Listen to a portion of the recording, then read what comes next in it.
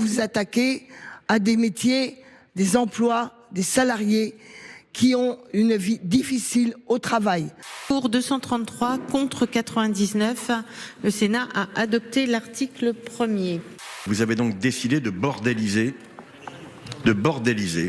un secteur majeur de notre souveraineté énergétique. La suppression de plusieurs régimes spéciaux, dont ceux de la RATP, de la Banque de France et des secteurs de l'énergie. La CGT Énergie, déjà en grève, vous le savez, dans les centrales nucléaires. Nous savons que ces régimes ont été créés à un moment où ils pouvaient sembler nécessaires, mais qu'aujourd'hui les différences qu'ils ont par rapport au régime général ne se justifient plus.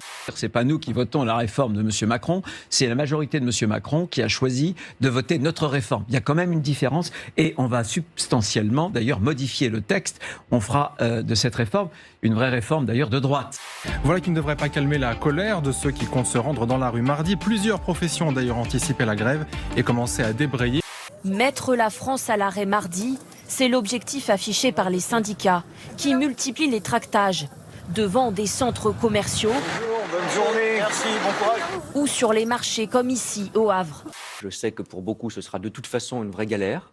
Je pense à ceux qui ne peuvent pas télétravailler, qui ont besoin des transports publics, qui ont besoin des transports pour se rendre au travail ou pour rendre visite à leur famille. Donc on aura le détail exact communiqué par la SNCF et la RATP d'ici demain matin. Mais je l'ai déjà dit, on sait qu'on sera sur une journée où il y aura peu de transports publics.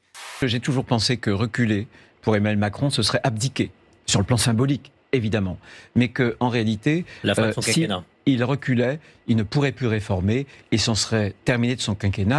Évidemment qu'à partir du moment où vous demandez des efforts à des millions de Français, c'est légitime que ces millions de Français vous disent « nous ne souhaitons pas que cette réforme soit mise en place ». Notre responsabilité, c'est de dire quoi ? C'est de dire face à ce qu'on entend de l'expression des Français, on doit expliquer pourquoi cette réforme, encore une fois, est absolument vitale pour les Français, pour ceux qui en ont besoin. Et c'est ça qu'on doit faire. Mais dans le même temps, vous voyez bien que dans ces mêmes sondages, 3/4 des Français vous disent « on sait que cette réforme se fera ». Selon les renseignements, jusqu'à 1 400 000 personnes sont attendues dans les rues mardi, un niveau proche des premières journées de mobilisation en janvier. L'objectif, c'est de mettre l'économie française à genoux. Enfin, qu'est-ce que ça veut dire ? Moi, j'ai pas envie de mettre l'économie française à genoux parce que j'ai pas envie de faire du tort aux Français. Et vous pensez que les syndicats veulent faire du tort aux Français ? Ah ben là oui, quand tu dis ça. Ce que fait la CGT aujourd'hui, c'est une forme d'appropriation. Mais vous trouvez que le gouvernement c'est une forme de privatisation des moyens de production de la communauté nationale. C'est inacceptable. Il y a une espèce d'inflation de part et d'autre, parce que du côté du gouvernement, c'est pas que des maladresses, c'est aussi un certain nombre de bêtises qui sont dites. Mais on l'a fait.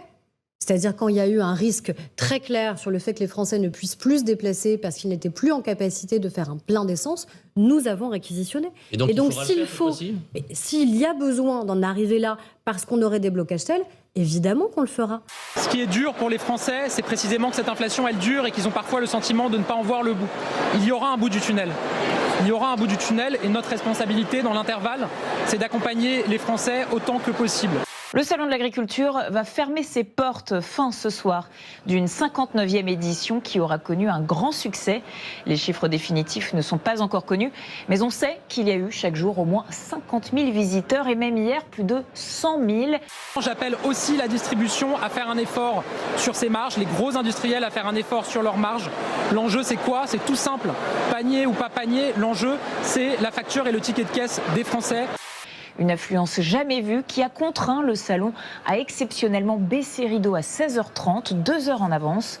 L'organisation envisage à l'avenir la vente de billets datés pour mieux maîtriser les foules.